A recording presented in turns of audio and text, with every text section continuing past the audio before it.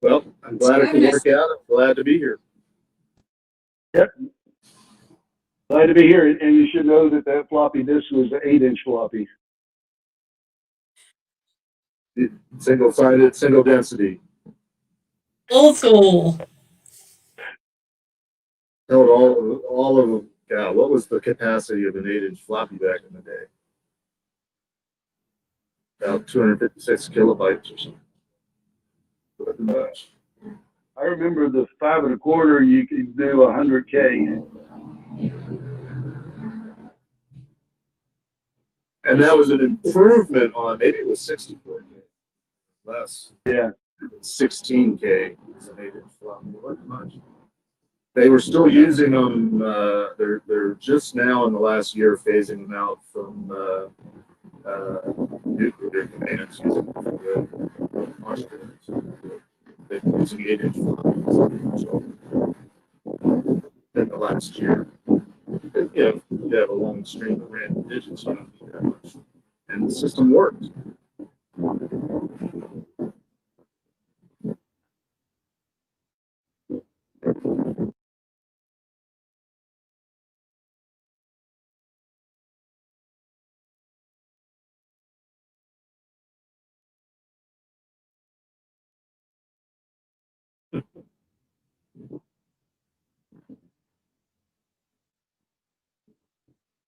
Yep, we welcomed our fourth grandchild into the world 8 days ago. My daughter and her husband live down in Richmond, so I've been down in Richmond for a little over a week. And but I had to get home to tend to some life matters, as it were. And rather than sit in the house and do this and then hit the road, I thought I would get underway and just find a rest stop. So that's where I am. I'm actually right near King's Dominion. If anybody's ever heard of from the East Coast, I've heard of King's Dominion. Actually, with the idea of stopping there and like trying to get on top of the Eiffel Tower.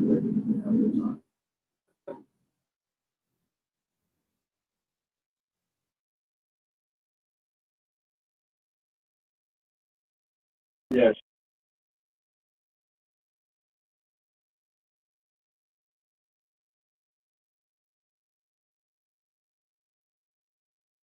Yeah. I mean, I have a nice office, 250 square foot, putting green, the whole bit, but doesn't do me any good if I'm sharing with somebody who's in a call center.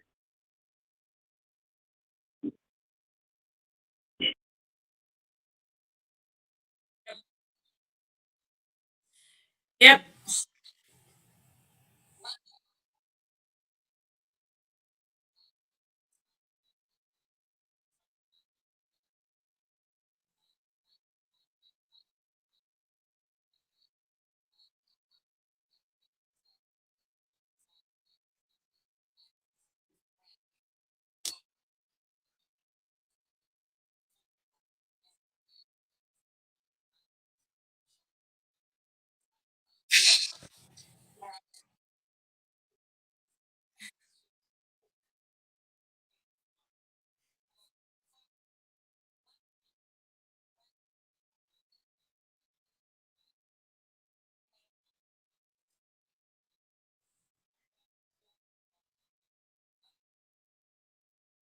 That's I not, hear you. I can hear now. Can we hear Amy? Yeah, we can hear you. Keep talking. I know you guys can. Yeah, I don't. I know you guys can hear me, but like, You can't hear us? well, Amy Seitz is in the chat, and she says I can't hear for some reason. That is, I can hear. Yay! There we go. I wonder what happened. I don't know. Anyway, hi. Here we are. It's fine. I can now. Great. Good. I'm glad. Very cool. So, anyway, last time that we spoke, we were really kind of we delineate, like, we whoa, right, squirrel, which Jeff, you said, you were even mentioning that happens so often in our industry. We're like, oh, look, a squirrel. Then we go off down some other strange rabbit hole. And we started out talking about Rich's experience. Rich started talking about his experience with NASA and some of the things that they did there. Can you kind of recap some of those things for us, Rich, for people that this might be their first time hanging out with you? Okay, real briefly, I was hired at NASA as a project manager for small projects, and that was early days when they first started worrying about viruses and stuff. And luckily, Gene Kranz was the director of mission operations. If you don't may recognize the name, he was the guy in the white vest in the movie Apollo 13. So he was the key reason why security happened. And as you know, in security programs, if you don't have strong leadership from the top, if the CEO doesn't care, then nobody cares. Well, Gene cared. Mr. Failure is not an option. I got dozens of war stories where I'd be up against somebody and say, well, this is the way it is. And they'd say, well, says who? Well, me. And if you don't believe me, go ask Gene. And that was settled right there. So I was just very fortunate to be able to start the program there. But at the time, there was some OECD principles, about 11 or 12 of them from 1980, and there was a little book called the Orange Book, the first book of the Rainbow series, and that's what I had to go on, besides the fact that the Air Force occasionally had classified missions that flew for the shuttle program. So I took a little bit of what they did, and luckily I had about 85 people supporting me across 6 contracts, and 2 of them were one contract was MITRE with 2 people on it. So I had a lot of strong help in building the security proof. Yeah. It was weather satellites. It was weather satellites. Weather satellites. Yeah, of course they were. Well, the war story about the Air Force is they never published the time the shuttle would launch. But 24 hours before a launch, the building 30 parking lot always filled up. So you go figure. It's called OPSEC.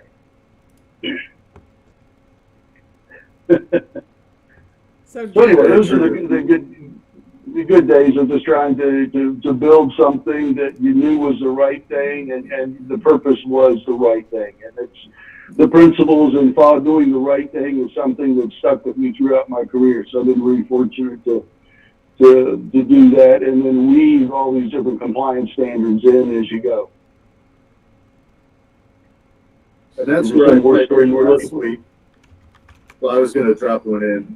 That's where I started chatting with Chris last week when you mentioned the Orange Book, because while I didn't write the Orange Book, contrary to what some people believe, I did work with a bunch of the people, worked for or with a bunch of the people that wrote the book. So I was right in the middle of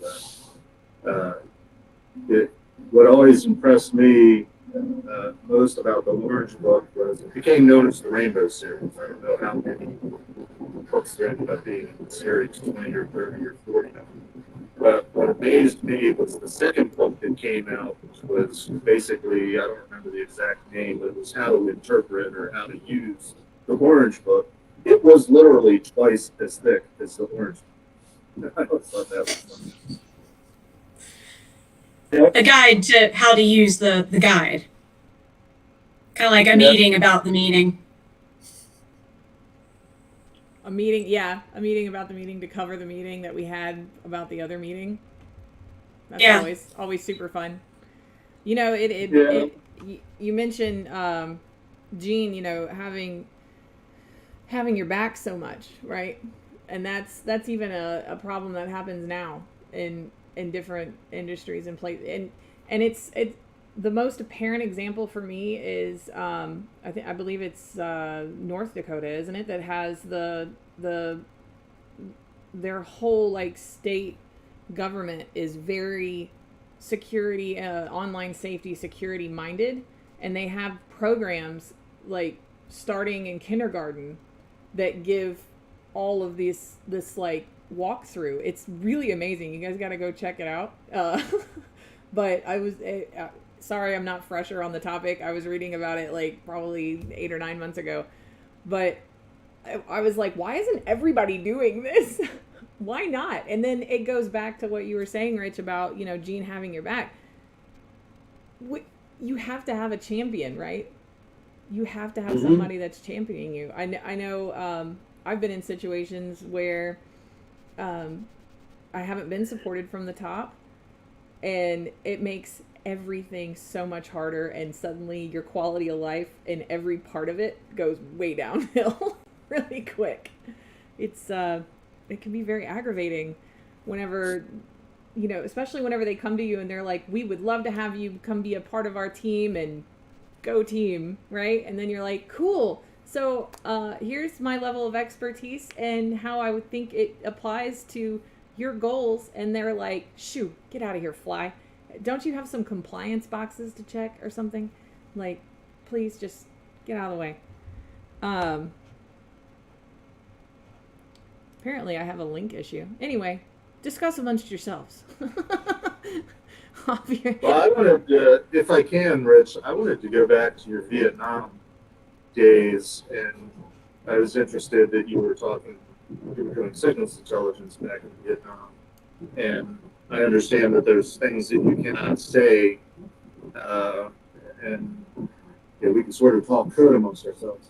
But what I was interested, to the degree that you can talk about, when I came to NSA in 1986, and I actually was first trained as a crypt analyst, so I was taking a lot of the technology courses.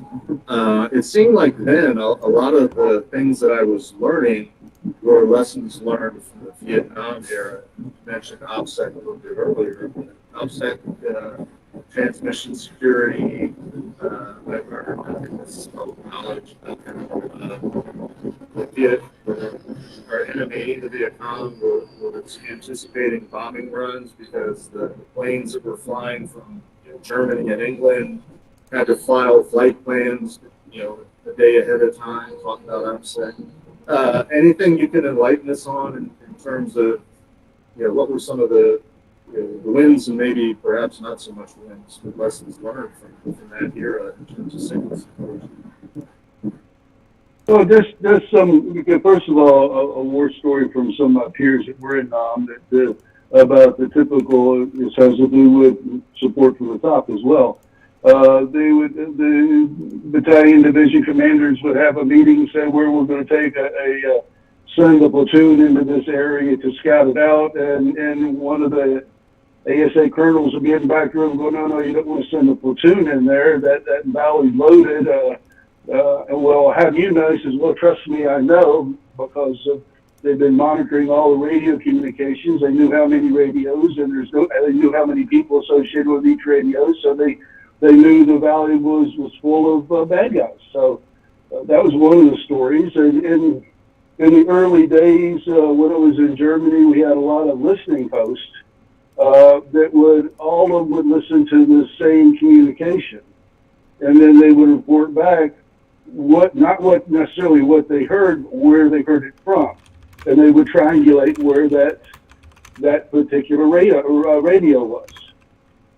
And then when you study electronics, there's forced response, natural response, and complete response whenever you flip a switch. When you analyze the electronics of the signal, you can determine it's got a particular signature. So any transmitter has a particular signal when you look at it.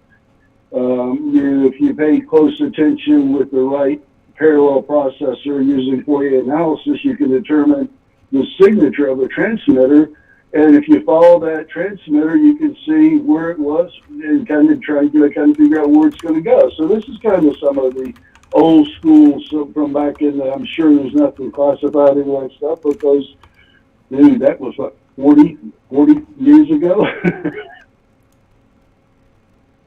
We can go. We'll see if you get a visit from many. I think it's interesting that OPSEC has come up a couple of times in this conversation, and that's one of the areas that I don't think most people who've never been in a government or a defense space think about very much, about how much you can learn just by observing there. And I think there's probably some value for the corporate world in learning some of that, because I think about, LinkedIn profiles, for example. Oh, hey, here's every tool I'm working on right now. Well, hey, cool. Now I know what to target to go after that particular company. It's such a different mentality, I think, between corporate versus defense space. You're right. It is. I had somebody. I know OPSEC will be in my second book that I'm writing. So anyway. Oh, really? Very nice. Yeah, I actually had somebody go down a post. I had written like a thank you post to everybody. I was like, thank you for just being here and being part of my network and letting me poke you 1,000 times with a bunch of annoying questions over the last 2 years. You're awesome. Somebody came behind me and was like, oh, this is great. So you just have a list of 5,000 Infosec people just open and out there and available for everybody to see. I was like, no, actually, I don't. I keep that private and only viewable to me because, one, my friends ain't your business. Two, I don't like to have them all exposed like that in one place. Exactly that reason, right? I'm not trying to make your job easy if you're trying to be a baddie, right? And then on top of that, it's a list of 5,000 Infosec people. Go ahead. Send them a link. People are worried about that, yet they have no issue at all about posting likes and dislikes and comments on other people's comments and stuff. Yeah, not realizing that they're telling the world their opinion and how they can be exploited. They are. That's very true. And location services. The number of people I know that, oh, I'm going to check into all these different places. Like, really?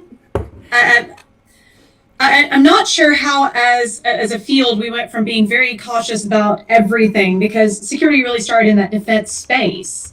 We say, okay, we're going to protect our communications and our systems and just how we operate.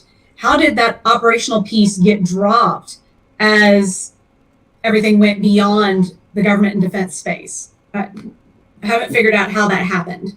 Well, I actually have a theory on that. And as an old-time security professional being out in the commercial world for the last 25 years or so, I've spent a lot of time trying to figure out why are we not doing any better as a society? And one of my observations is we don't go back to the people that started security and were the experts of at security, which was primarily key. We don't go back enough and try to learn the lessons from each other. This is why I try to tell stories and try to point back to, I do a podcast as Security Weekly and Security mostly on Security Weekly. We very often have people coming on telling us all this gee whiz research that they've been doing and all this stuff that they've figured out, and I'm forever biting my lip because I don't know whether it's still classified or not, but a lot of the stuff they're talking about is ground that we covered back when I was working with the DoD. It's not in any way new. But I think if there's a lesson to be learned, it's that we as a society that have any interest in need to go back and look at what we haven't picked up from the back in the day. And a lot of it has to do with the non-technical things, having operational procedures and having everybody in the know and everybody follows the rules just because they're an integral part of the whole thing. That, to me, security in an organization, what biggest thing that's missing from the past, looking back at the DoD time, is that I worked for organizations where the entire culture was security. That was our business. Now, not everybody needs to do that these days, but I think the culture of security is missing. And why is it missing? Because collectively, companies, since we've been doing this internet security thing for the last 25 years or so, have just been, don't explain it to me. Just tell me what little blinky box I need to buy and what color should the blinky box be, what color should the lights be, and how many do I need, and where do I put them? We constantly think that technology is going to solve our security problems. I would posit that technology is not the solution. Technology is actually the problem. I would agree with that. So many things back. Oh, can't I just buy something to plug in here and solve this problem? When the problem is either a people problem or a process problem. 100%. One of my favorite quotes comes from Bill Murray, not the comedian, but William Hugh Murray, who I call an old curmudgeon. Anyway, Google William Hugh Murray. He said that information security is a management problem, and as such cannot be solved with technology alone. Yep. 100%. And a lot of times, I've come into places where they think they want this thing, and it's a Band-Aid on top of a Band-Aid on top of a Band-Aid, when I'm like, wait, let's take all the Band-Aids off and sew up the wound. Like, just stop a second and let's start there, and then we'll figure out how you want to boost up your efficiencies afterwards, right? Because the technology that you apply to your networks to enable you to become more secure, right, aren't necessarily doing that if you don't have the foundations laid. I mean, Poor foundations are always going to bite you. If you don't have a solid foundation, you're going to end up with a hot mess regardless. Yeah. I was having a conversation with my directs yesterday, and I was like, hey, take the people, the current situation, everything out of the equation, and just look at the problem. How do we do this the right way, ignoring everything else? Don't take those constraints into account.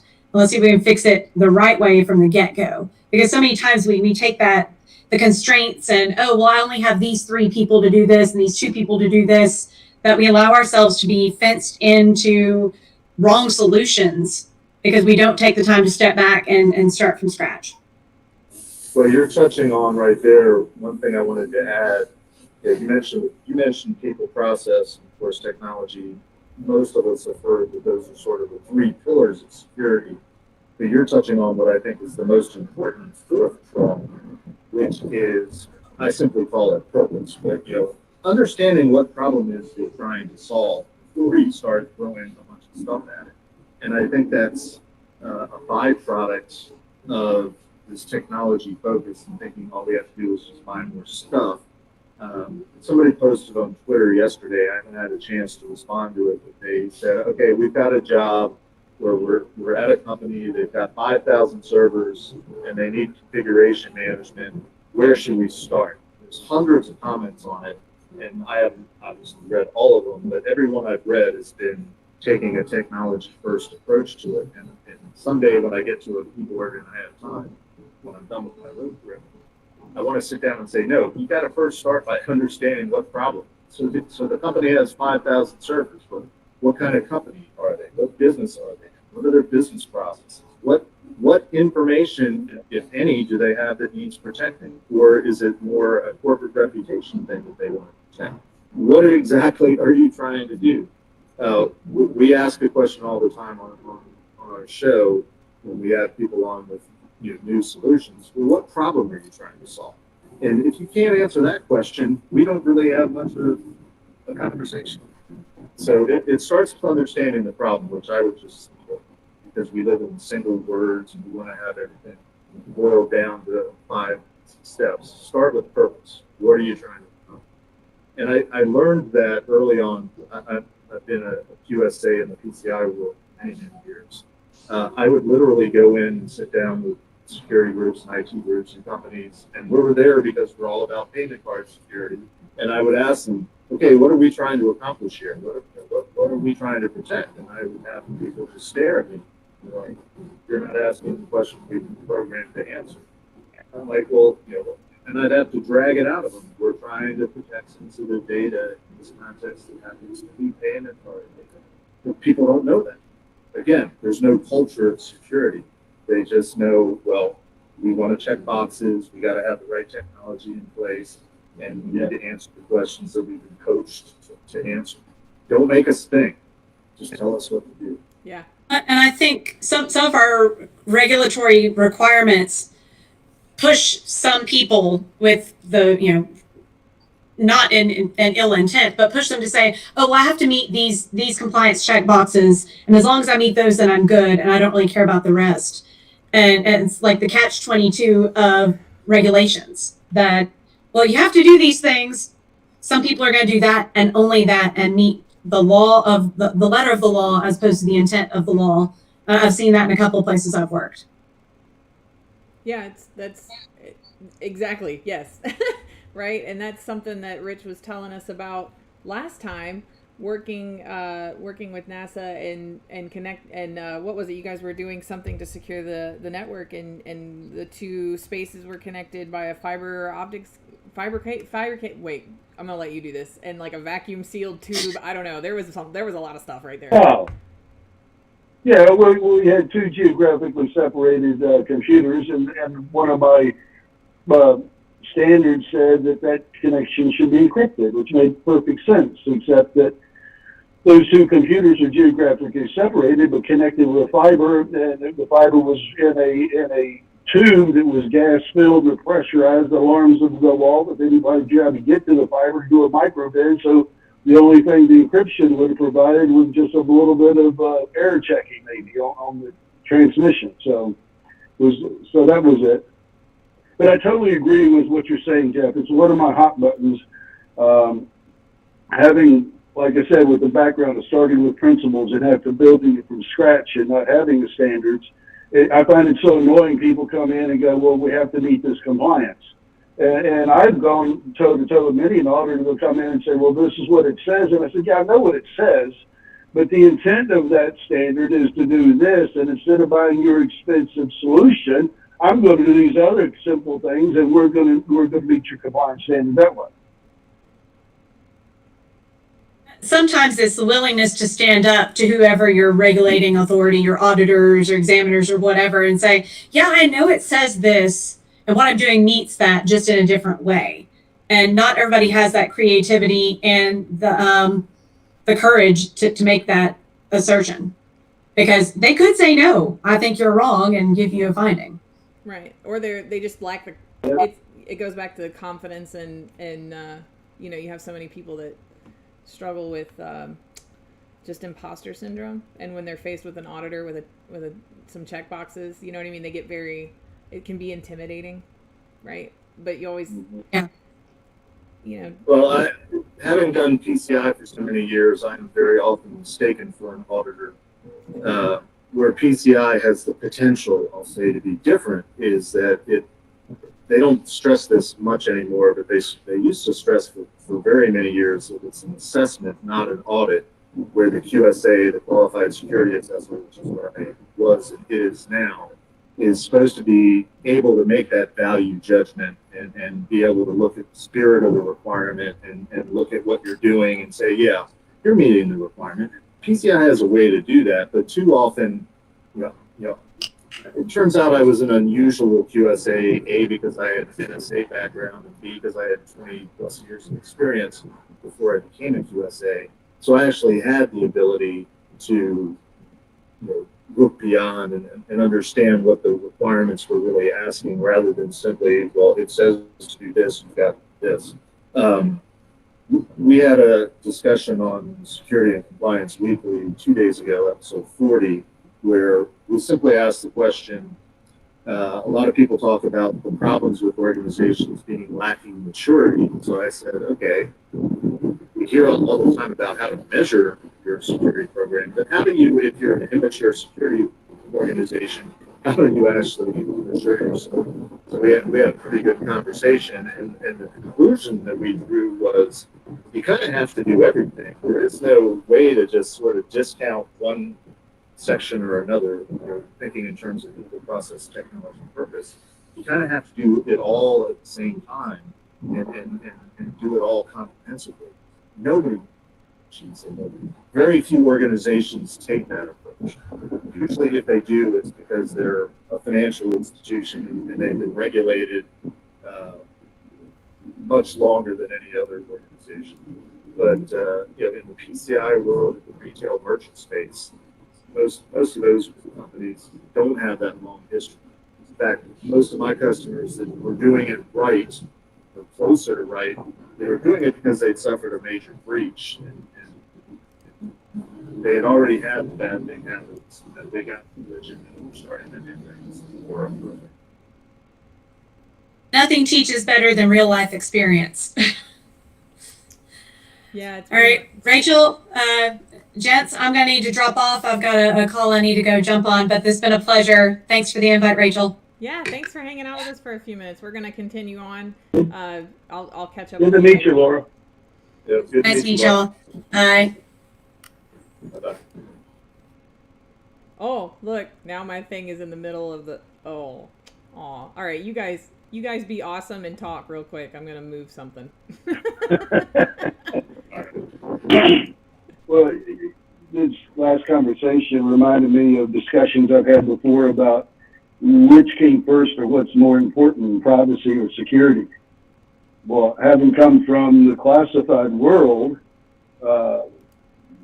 security was it, and privacy was a subset of something that what we protect. But then HIPAA came along, and the privacy rule got written before the security rule.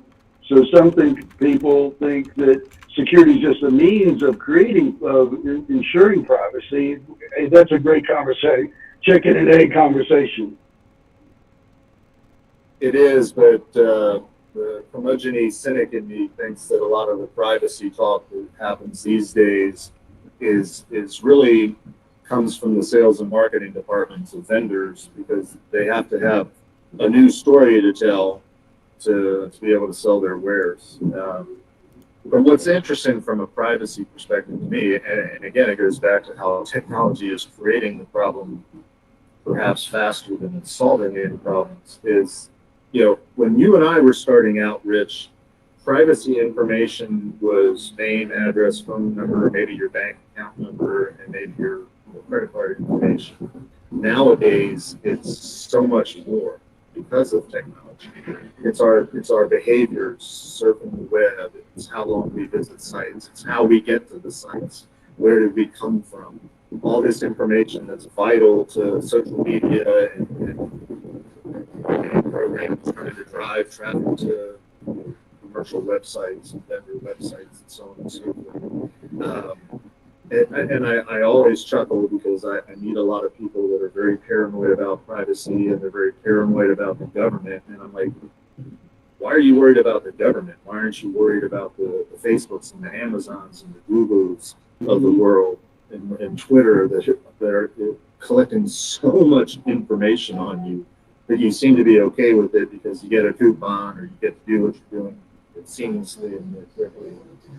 To me, that's a bigger problem. Not to defend the government, but I don't think the government is our biggest problem when it comes to issues of privacy. On the issues to privacy part, I mean, and that's, I always tell people, how much can I discern about you by going to look at your Facebook? How much? I'm going to know how many kids you got. I'm going to know how and when you and where you got married. I'm going to probably know what high school you graduated from. I'm going to know a lot about everything you're interested in and probably what you ate for lunch. I'm going to know a lot about you. Does that mean that you need to go run to Facebook and cover up all of your stuff? If you feel like you need to, yes.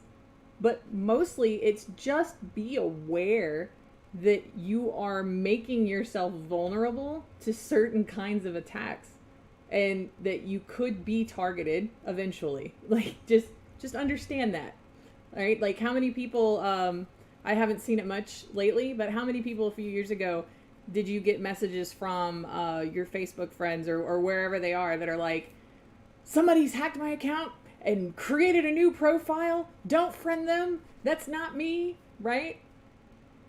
I had at least, I don't know, a dozen that happened to. And I was like, okay, first of all, they didn't hack your account. Okay, what they did was they took your picture and made a new one claiming to be you, and took all of your information and your friends list, which was widely available for public view, and just started going right down the list.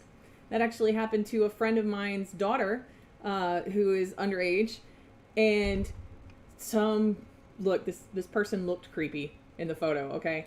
And they reached out to me as well, and were like, let's be friends. And I was like, I don't know you. You look like a stranger with candy in a van. I'm not doing it. So I went back and I looked, how did this person get my name?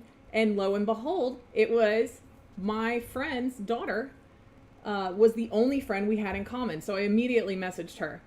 And I was like, hey, look, I don't know if this is a family friend, so please don't take offense to this, but this person looks real creepy, okay? Like, real creepy. And the only person that it's connected to is your daughter. I would recommend you go ask her about it. Just saying. And she did. And it turns out that no, they didn't have any clue who that was. And some of the conversations that were back and forth actually started to look like grooming. So there's a thing that could happen. And not only did he target my friend's daughter, but he also went through and decided to target every female on her friends list. Every last one of them. Just all in one. Oh, look at that. They're all collected right there. Nice and neat. Orderly. Isn't that nice? Probably even, suss them out by geological location and make sure that I'm hitting the same time zone every time I try to contact one of them. That's a good way that your privacy can be violated. It's not just your privacy. It's the privacy of everyone that you're connected to. And that's something that businesses don't understand. They do not understand that. Yeah, the book that I have into the editors right now, which should be out probably around Christmas anyway, one of the examples I have in there is some kids were going to be going on a trip to Disneyland, and they posted that on Facebook. And the day that they were going to be going, and it just so happens the grandparents got a call at the time that during which they would be in the air and not accessible by phone. And the grandparents were told, well, we've kidnapped your grandkids, give us this much money via credit card or you'll never see them again. And the grandparents had no way of getting in touch with the kids to verify if they were alive. And that's where the scam started. It's like because the information was provided. Yeah. And what's interesting about that, though, is it's not new. No. I mean, 20, 30 years ago, the bad guys would look at, we used to have these things called newspapers. And, one of the things in newspapers was an obituary page. And somebody dies, here's where the funeral's going to be, and when. And, people would get their houses broken into because the bad guys knew everybody's going to be away because they're on vacation, that they're at the wedding. So it's not a new concept. It's just we've made it so much easier these days to get that type of information. Again, it speaks to being aware, and like you were saying, I would agree. It has to do with awareness and understanding that all that information is out there, and it's just easier to get to. I know a lot of people in the hacker community that I meet at hacker conferences that I don't know their real name. I know their Twitter handle. Or I'll meet people at a conference and we'll have a great conversation, and later on get a tweet from somebody and say, hey, I really enjoyed talking to you. They have an avatar, they have some Twitter handle. I have no idea who this person is. It's hard to connect the dots. But again, it used to be a lot of people are very protective of their address, where they live. Well, that used to be published in a thing called the phone book. It didn't used to be secret what your address was or what your phone number was. Times have changed, but the bad guys that are out there waiting to prey on stuff like that commit certain types of crimes. So that's nothing new. We've just made it that much easier. So I think we're losing it. I don't know if you're And that's part of what all the value that I get out of conversations with folks like you, Jeff, and Rich, and Laura, right? Is it gives people who are newer into InfoSec a better grasp on the reality of the situation and the concept that the problems you're solving are not new, and the wisdom and approaches on how to solve it are the only thing that can differ from person to person. But really, it's the same thing over and over and over again, right? It's the same thing. I've talked to so many conference speakers that are like, I've done this talk for 6 years, 100%, and I got 7 more just like it, and I don't have to change anything, because it still applies every day, over and over and over again. And it's there's no magic. There's no magic involved. It's just work and applying the fundamentals of what you know that you need to do that's right. So I started doing conference speaking about 6 or 7 years ago. I went to work for a company called Tenable Network Security. And they asked me as one of my duties to go out and sort of be an evangelist, subject matter expert on Infosec, and start speaking at conferences. And they arranged for me to speak at an ISSA conference in San Antonio, Texas, back in 1994. And as I was trying to figure out what I wanted to talk about and figure out what my talk was going to be, I was remembering that in the early days of me getting involved in computer security and hacking, I went and visited an Air Force organization called the Air Force Information Warfare Center down in San Antonio, Texas. And I was looking at the dates and stuff. It's like, it's been 20 years since I've been there. I should do a talk that just sort of is reminiscent of, I sort of got my start in San Antonio in some ways, and I'm coming back to San Antonio. So I titled my talk "The State of Information Security Today," where we've come from, how far we've come, that type of thing. And as I was looking through some old files, and I found a presentation that I'd given in the early days of my commercial career, so it wasn't quite 20 years old. But I was reading through these slides, and back then I was working for a company that was trying to convince companies that were first plugging into the internet, how to introduce them to internet. We called it internet security back then. And I'm reading through this slide presentation about why you need to think about security, how do you start an organization, what do you focus on, all the things you need to do. And I'm reading this, it's like, man, this stuff is still relevant. So what I did when I gave this talk is I took this presentation that was like 18, 19 years old, and I set it up, I copied it word for word into a newer format, newer background, slide templates. And I gave the presentation. I was kind of watching the audience as I was giving it. I was getting a lot of buy-in and head nodding. This is how you build a security organization. These are the things you need to worry about, focus on, and so forth. And then at some point I said, okay, I have a confession to make. The presentation that I've just given to you is 18 years old. So now let's have a conversation about how far we've really come. And the audience was like, whoa, totally floored by it. I ended up giving that talk probably about 10 or 12 times that year. The marketing people, they didn't understand what I was talking about. They're like, wow, that's a really good talk. Got a good feedback. Go here and go here.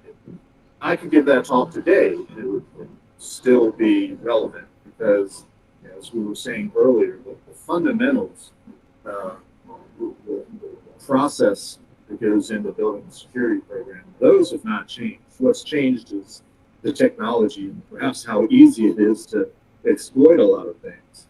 But what you need to do to build a security program at a fundamental concept level has not changed. And the people that figured that out over the course of the last 230 years or so really is the military, who is the DoD.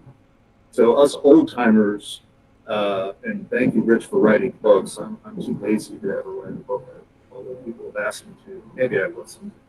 The the war stories are still necessary and are still valuable. And if there's any message that I can get across to people starting out in this industry, or no matter how advanced they are in this industry, look to the past. There's still lessons learned to be learned from the past, because collectively in the commercial world anyway, we haven't done security the way others before us learned is the right way to do it.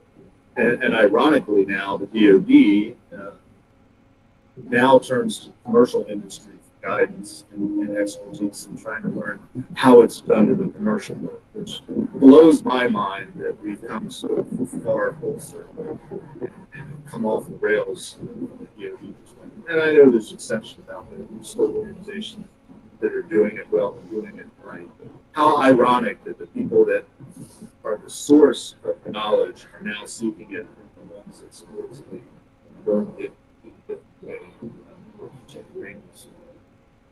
Yeah. Yeah, I totally agree. In fact, I think our paths may have crossed before. Those like 94, I was attending some conferences in San Antonio because I was running security for the Attorney General there in Texas. And in the presentation you just mentioned, I'm scheduled to give to an organization in November. Pretty much just what you just said. Well, you're welcome to my slide deck. You could use it.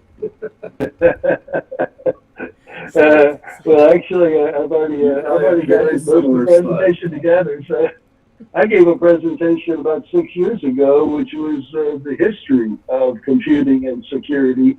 And I started off with the 4 parts of a CPU, and then I connected memory to it. And then I took and put a bus on it so I could get to the printer, and then secondary storage. And then you go from there to connect the computers on LAN, and then you end up in the World Wide Web. And it's the same thing. It's just bigger and better. Well, bigger anyway. Rich, you've built security programs over and over and over and over and over, right?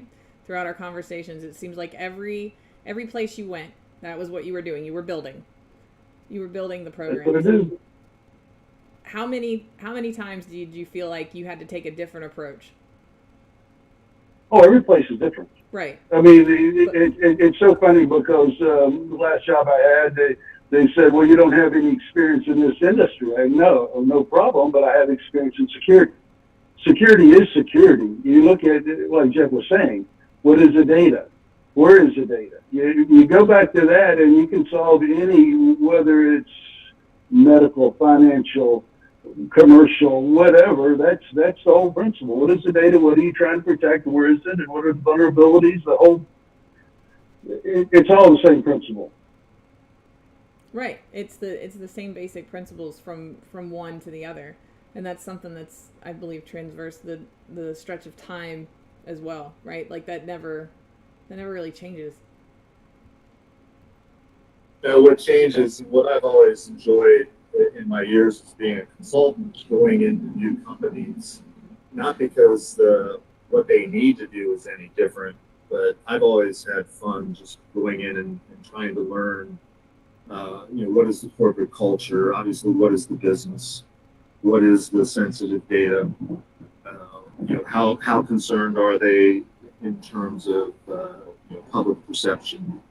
In the early days, we talked about, well, you don't want to be the headline on newspapers, Wall Street Journal or something like that. The modern equivalent might be, you don't want to be written up by Krebs, the next company that's being breached. But learning the corporate cultures has always been fascinating to me. Learning the power structures within an organization, those are the things that change. It's not the basic fundamental security needs. It's finding the right people that can make it happen, finding the gatekeepers.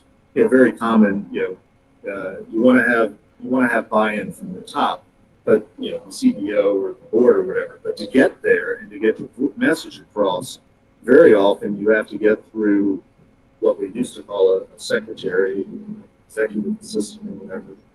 Who, at least in the early days, I'm sure this problem's been solved, but they usually had the passwords to the CEO's accounts because he's an older person that doesn't understand all this newfangled computer technology. So very often the most powerful person in an organization is that executive assistant. And that's the person that you have to get to typically to get through them to the people that can actually start making the change and saying, hey, as an organization, we're going to take things seriously. I don't understand what these people are saying, but listen to them. They know what they're talking about. They'll do what they tell you to do. I'm sure, Rich, you've had similar experience. Oh yeah, after I left NASA, I worked for Genesis Associates for a couple of years, and we would lead teams to break into computers, do penetration testing in the early 90s. And yeah, here again, the people were the weakest link. You ask people for IDs and passwords, and they just give them to you. So if you get to ask the right person, then you have all the keys to the kingdom. That's new. Social engineering. That's a new discipline. Yeah, I thought before now it was just, your everyday con artist. No, am I wrong? Does it take something different? Did I misunderstand? Well, back in my penetration testing days, and we used to call it more often a vulnerability assessment because the organizations back then weren't really ready for a true pen test. But we would start by, could we get to them from the outside, but then at some point we go on site and do an insider internal type of investigation. And I used to just kind of walk around the cubicle land and, just find typically we were there after hours because we weren't interrupting business operations. I'd sit down at a cubicle and just kind of look at, what kind of decorations that people had up. There used to be this popular figure called Dilbert. I don't know if anybody remembers Dilbert, which I'm sure you do.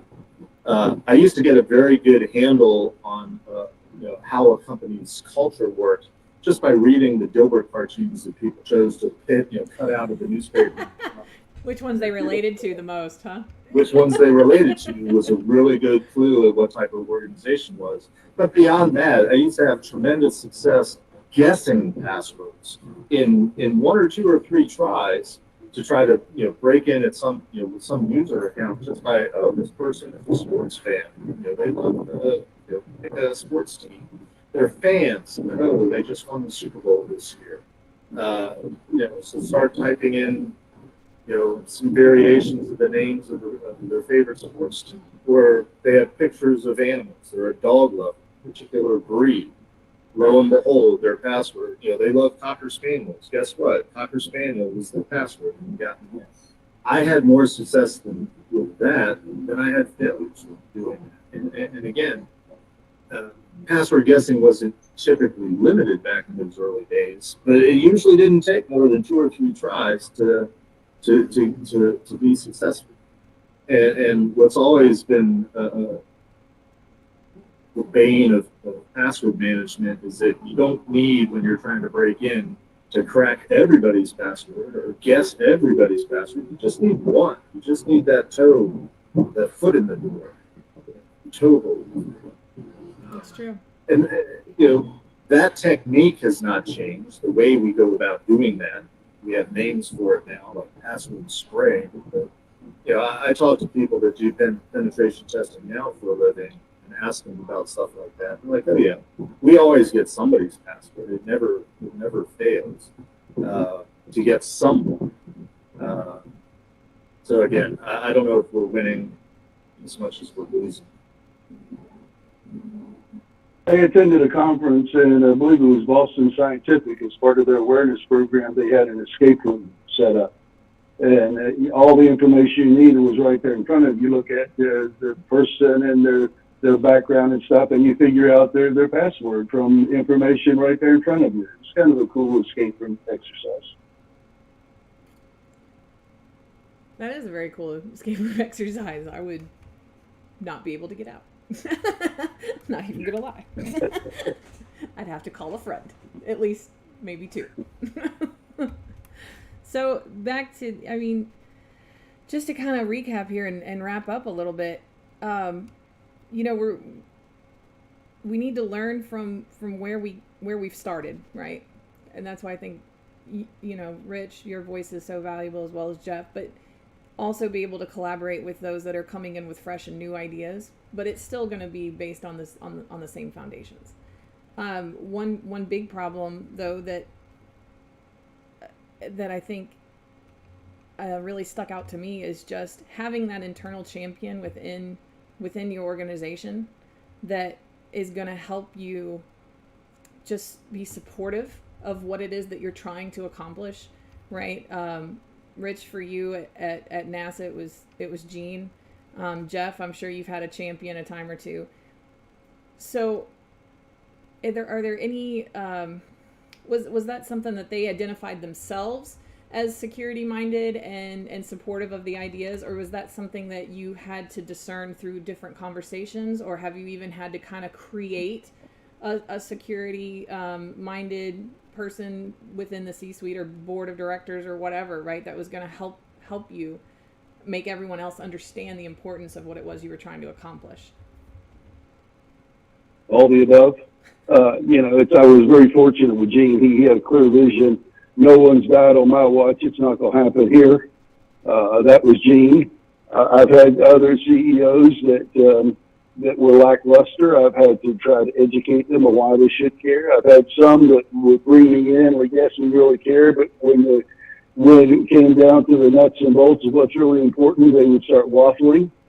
And we had to go back to another round of why it's important. So it's across the board. And Rich said something very important, that the whole idea that nobody's died on my watch.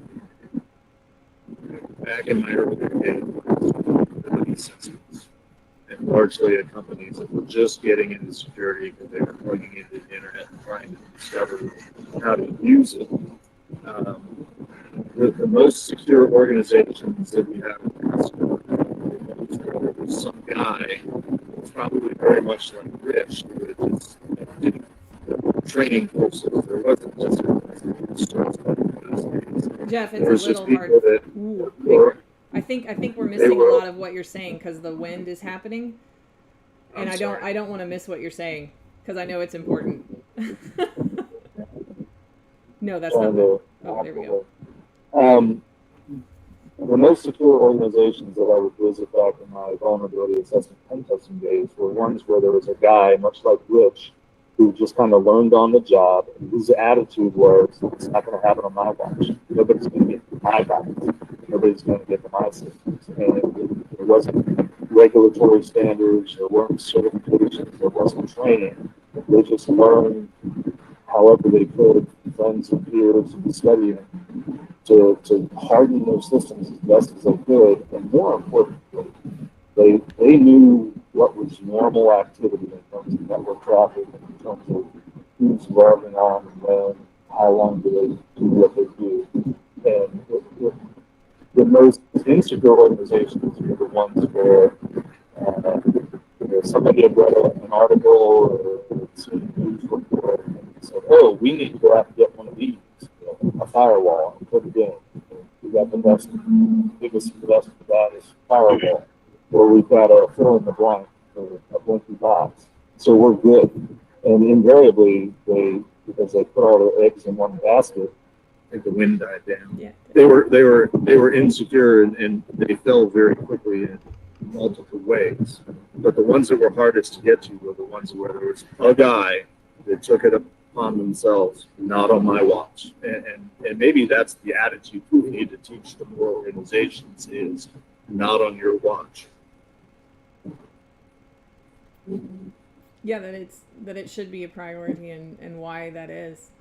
So Rich, did you have any closing thoughts or comments that you'd like to make? No, I think that not on my watch is a strong ending. I like that. I think so too. I like it. And so many of us that are very passionate about what it is that we do, that's kind of the shield that we take up, right? Not on my watch. 100%. It's not going to happen. So thank you very much, Jeff and Rich, for hanging out today. Jeff, have a safe trip on your way home. And Rich, thank you so much for everything that you've done. And I really look forward to, thank you for the book, by the way. I've gotten a copy of Time Out, and it is next right after Evan. After I finish Evan Franson's unsecurity, which also was gifted. I had a birthday recently, so that was awesome to find in my mailbox. I was very excited. So yours is next. I can't wait to dig in and share some thoughts and comments, and definitely keep us aware of anything else that you're up to and doing. I know you're starting. Your passion is so deep that even though you've retired last month, you can't really retire. So now you're starting up some consultancy, right? So anybody with questions, concerns, anything like that, reach out to Rich, or I mean, Jeff too. Jeff, you're not left out. But thank you guys. My day job is with a consultancy called Online Business Systems, OBS Global. So yeah, happy to help anybody out with their security needs. Definitely. And for me, I'm just Johnny Security Seed. Yep. I think I've got the link in the YouTube comments on our last video as well. So check these guys out. Go follow them on oh,